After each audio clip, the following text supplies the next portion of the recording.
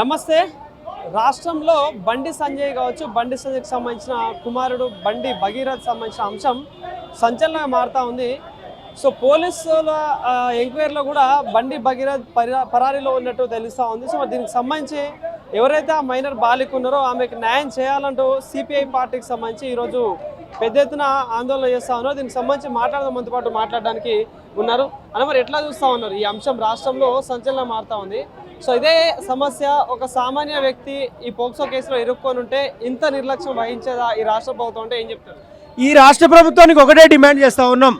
రాష్ట్ర ముఖ్యమంత్రి బండి సంజయ్ కొడుకు నువ్వు కొమ్ము కాస్తున్నావా? ఇవాళ సిట్లు గతంలో ఎన్నో సిట్లు వేసిరండి. ఆ సిట్లన్నీ ఏమైనా అందరికీ తెలుసు.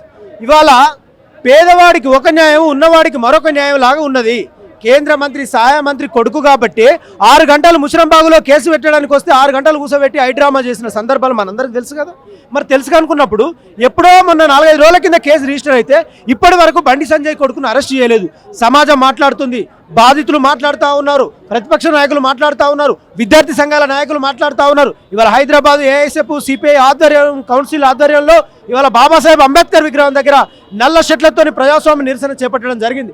ఇవాళ బండి సంజయ్ కొడుకు బండి భగీరథ్ తప్పు చేయలేదని బండి సంజయ్ విశ్వాసంతో మాట్లాడితే, మరి బండి సంజయ్ భారత రాజ్యాంగం మీద ప్రమాణం చేసిండు, ప్రజల కోసం న్యాయం చేస్తాను హక్కుగా ముందుకు వచ్చినప్పుడు నీ కొడుకు తప్పు చేయలేదు అనుకున్నప్పుడు నా కొడుకు జీవితాన్ని నాశనం చేసిర్రు, నా కొడుకు రోడ్డు పాలు చేసిండ్రు అంటే నీ కొడుకు నువ్వు నీ కొడుకును కన్నావు, నీ కొడుకు తలరాత నువ్వు కనలేదు అనుకున్నప్పుడు, చట్టం దృష్టిలో అందరు సమానం అనుకున్నప్పుడు మరి నువ్వు కొడుకును ప్రభుత్వానికి విచారణకు ఆదేశించమని చెప్పాలి కదా.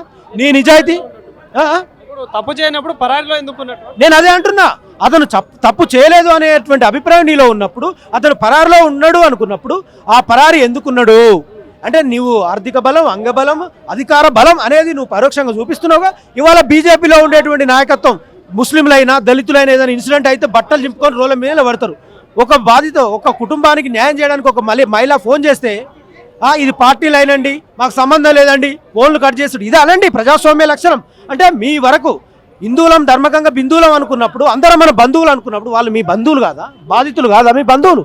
17 సంవత్సరాల అమ్మాయి, 25 సంవత్సరాల అబ్బాయి రేపు జరిగిందని పోలీస్ స్టేషన్ పోయి ఆరోపణ చేస్తే కేంద్ర మంత్రి సహాయ మంత్రి కొడుకు ఈ రాష్ట్రంలో బీజేపీ రాష్ట్ర మాజీ అధ్యక్షుడు అనే పేరుతో ఇవాళ ఈ బీజేపీ నాయకత్వం బయటకు వస్తలేదా? స్పష్టమైన ప్రకటన చేయండి. పేదోడైతే ఒక న్యాయం, ఉన్నోడైతే ఒక న్యాయమా? ఉన్నోనికి డబ్బులు ఉంటాయి, అంగబలం. టెక్ మహేంద్ర యూనివర్సిటీలో ర్యాగింగ్ పేరు మీద పిల్లల్ని ఎట్లా కొడుతురండి? గంజాయి అని, అదని ఇదని ఎంతోమంది మహిళలను ఒక అబ్బాయి అబ్రాడ్లో ఉంటూ ఒక వాయిస్ రికార్డు వీడియో రిలీజ్ చేసిండు.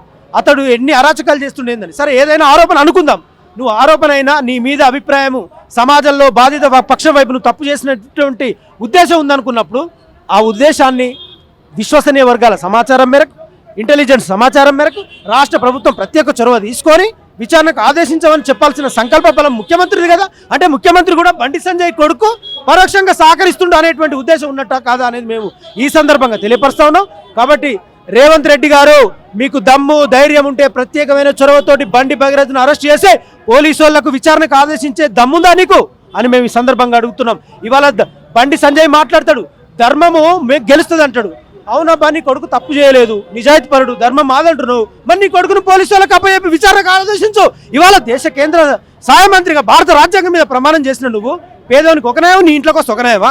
ఇది ప్రజాస్వామ్య లక్షణమా? 1992లో బాబ్రీ మసీద్ మీద దాడి అయితే పోయి ఇటుక పిల్లలు తీసుకుపోయి దాడి చేసిన చరిత్ర కార్పొరేట్ నుంచి కేంద్ర సహాయ మంత్రి అయినవు. అంటే నువ్వు రాజ్యాంగం మీద ప్రమాణం చేసినవి, రాజ్యాంగ ప్రతిఫలాలు పొందినవి. నీ కొడుకు వచ్చిన తర్వాత నీ కొడుకు కూడా రాజ్యాంగం చట్టం అనేది అందరికి ఉండాలి. కాబట్టి ఇవాళ బండి సంజయ్ కూడా గురుతర బాధ్యతగా బాధితుల పక్షం ఉంటూ వాళ్ళను బ్లాక్మెయిల్ చేయకుండా వాళ్ళ కొడుకును సమాజంలో ఉండేటువంటి చట్టానికి విచారణకు ఆదేశించే ప్రయత్నం చేయాలని ఈ సందర్భంగా మేము తెలియపరుస్తా ఉన్నాం. పక్క బాధితురాలు నాపై అత్యాచారం జరిగింది, దీనికి న్యాయం చేయాలని చెప్పేసి పోలీస్ స్టేషన్కి వెళ్తా ఉంటే రిటర్న్ అమ్మాయి మీదనే హనీ ట్రాప్ కేసు అని చెప్పేసి కేసు బుక్ చేస్తా ఉన్నారు. ఎట్లా చూడొచ్చు మరి వ్యవస్థ? 17 సంవత్సరాల అమ్మాయి, సరే 30 ఏళ్ళు 40 ఏళ్ళు 50 ఏళ్ళు అంటే అదొక భాగం. 17 సంవత్సరాల అమ్మాయి 2 సంవత్సరాల నుంచి మ్యూచువల్గా ఉన్నామని చెప్తున్నప్పుడు వాళ్ళు బెట్టింగ్ల పేరు మీద ఆమెను పడేసిందని చెప్తున్నారు. ఈమెను బండి కేంద్ర సహాయ మంత్రి కొడుకుని అన్ని ట్రాప్ చేసేంత దమ్ము 17 సంవత్సరాల అమ్మాయికి ఉంటుందా? ఇది తప్పించుకోవడానికి బ్లాక్మెయిల్ చేసింది, 50 కోట్లు అడిగిందనే మూర్ఖత్వం. 50,000 ఇచ్చినాము, 50 కోట్లు అడిగింది అంటే ఇది ఎంత మూర్ఖత్వం? కేసు నుంచి తప్పించుకోవడానికి. అవును భాయ్, ఒకవేళ వాళ్ళు ఆరోపణ చేసిరు అన్ని ట్రాప్ పేరుతో ఇట్లా జరిగింది కదా, జరిగినప్పుడు చట్టం దృష్టిలో చట్టం ప్రకారం విచారించే హక్కు ప్రభుత్వానికి అనుకున్నాడు. మరి ప్రభుత్వానికి బండి భగీరథ గారు సహకరించాలంటే మరి బండి సంజయ్ గారి చొరవ ఉండాలి కదా. అంటే కేంద్ర ప్రభుత్వం మీ అయినప్పుడు సహాయ మంత్రి నువ్వు అయినప్పుడు నువ్వు వాళ్ళకి సహకరించకుండా నా ధర్మం గెలుస్తుంది, నా కొడుకు జీవితాన్ని నాశనం చేసిన మూర్ఖత్వం ఎందుకుంటుంది? ఒకవేళ వాళ్ళు ఆరోపణ అనేది నిజం అనుకో, ఒకవేళ అన్ని ట్రాప్ అనేది, మరి చట్టం అనేది ఒకటి ఏడ్స్ వచ్చింది కదా. మరి దాన్ని దృష్టిలో నువ్వు సమానత్వం, అందరం పేదోళ్ళైనా ఉన్నోళ్ళమైనా చట్టానికి సమానం అనుకున్నప్పుడు, నీ నిరూపణ వాస్తవం అయినప్పుడు నువ్వు నీ కొడుకును చట్టానికి ఇచ్చేసేయి. చట్టము విచారిస్తుంది, ప్రభుత్వం తేలుస్తుంది. కాబట్టి బండి సంజయ్ గారు మీరు టక్కు టమారా గజకర్ణ గోకర్ణ ముచ్చట్లు చెప్పి నీ కొడుకును కాపాడుకునే ప్రయత్నం చేస్తే ఈ సమాజంలో కోట్లాది మంది ప్రజానికం బాధితుల వైపు, బతితులార భ్రష్టులార బాధ సర్ప దష్టులారా అని అంటూ పేద వర్గాల వైపు, బాధిత వర్గాల వైపు ఇవాళ నిలబడుతుందని ఈ సందర్భంగా తెలియపరుస్తూ హైదరాబాద్ సిపిఐ ఆధ్వర్యంలో ఇవాళ నల్ల చొక్కాలతోని బండి భగీరథను అరెస్ట్ చేయాలని ఈ సందర్భంగా తెలియపరుస్తా ఉన్నాం. అంటే ఒక పక్క హిందూ ఆడపిల్లలు కావచ్చు, మహిళలు జాగ్రత్తగా ఉండాలి, బయట ముస్లిం వాళ్ళు లవ్ జిహాద్ పేరిట మోసాలు చేస్తా ఉన్నారని చెప్పేసి ఇదే బీజేపీ నాయకులు చాలా వరకు మాట్లాడుతూ ఉంటారు. మరి ఇక్కడ ఒక హిందూ ఆడబిడ్డకి అంత అన్యాయం జరుగుతూ ఉంటే ఎవరు ఎందుకు మాట్లాడట్లేరు? మరి ఎందుకు దీనికి న్యాయం దిశగా ఎందుకు పోవట్లేదంటే ఇక్కడ నేను చెప్పొచ్చే విషయం ఒకటే, ముస్లిం లెవెల్లో ఏమన్నా అయితే లవ్ జిహాదీ గర్వాపసి ముస్లిం వాళ్ళంతా హిందూ అమ్మాయిలను డ్రాప్ చేసి లవ్ జిహాద్ చేస్తున్నారని మాట్లాడుతున్నారు కదా. ఈ దేశంలో కోట్లాది మంది హిందూ విశ్వాసాలతో బతికే జనాన్ని ఎమోషన్ ద్వారా బ్లాక్మెయిల్ చేస్తూ బతుకుతున్నారండి వీళ్ళంతా. వీళ్ళు పార్టీ సింబల్ పెట్టుకొని ఎమోషనల్ మత విశ్వాసాలతో మతోన్మాద చర్యల ద్వారా ముస్లిం వాళ్ళ మీద రెచ్చగొట్టి సమాజంలో అశాంతిని రేపి వాళ్ళ రాజకీయ అస్తిత్వం చెప్తున్నారు. ఇవాళ ఈమె హిందువే కదా, ఈ బాధితురాలు హిందువే కదా, మరి హిందువు నా ప్రియ బంధువు అనుకున్నప్పుడు మరి ఆ హిందూ కోసం నువ్వు నిలబడాలి కదా. నువ్వేం నిలబడ్డావు? ఫోన్ చేస్తే లేపవా, మాట్లాడితే వేరే రకంగా మాట్లాడతావా, పార్టీ లైన్ అంటావా? ఇవన్నీ వీళ్ళందరూ అనిత అనేటువంటి ఒక బాధితుల పక్షం నిలబడే ఒక అమ్మ ఫోన్ చేస్తే వాళ్ళు సంబంధం లేకుండా మాట్లాడుతురండి, విచక్షణ లేకుండా మరి బీజేపీ అయినా కూడా మరి బీజేపీ స్పష్టంగా ప్రకటన చేయాలి, బాధితుల వైపా లేకపోతే అన్యాయం చేసిన వైపా. ఈ రాష్ట్ర బీజేపీకి నేను సవాల్ విసురుతున్నా, బాధితుల వైపు ఉంటే ఒకలాగా మాట్లాడండి, బాధితులను అన్యాయం చేసిన వాళ్ళంటే ఇంకోలాగా మాట్లాడండి. ఇంట్లో మూల కూర్చోంటే బీజేపీ నాయకులు ఎంతసేపు బేటీ బచావ్ బేటీ పడావ్ అని చెప్పేసి నినాదం ఫస్ట్ నుండి తీసుకొస్తా ఉన్నారు. మరి ఇక్కడ ఒక ఆడబిడ్డకి ఇంత అన్యాయం చేస్తా ఉంటే మరి ఎందుకు దీనిపై ఇలాంటి క్లారిటీ? బీజేపీ అనేది హిందూ మనోభావాల మీద నిలబడి రాజకీయ అస్తిత్వం ద్వారా నిలబడ్డదని సాక్ష్యము.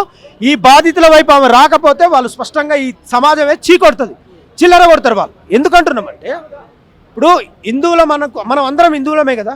మరి హిందూ బిడ్డకు అన్యాయం జరిగినప్పుడు, హిందూ కార్డు మీరు వాడుతున్నప్పుడు, మరి మీ పార్టీ ఈ దేశంలో 150 కోట్ల మందికి మేమే హిందువుల ధర్మ పరిరక్షణ అనుకున్నప్పుడు హిందూ బిడ్డకు న్యాయం జరిగేంత వరకు నువ్వు పోరాటం నిలబడాలిగా.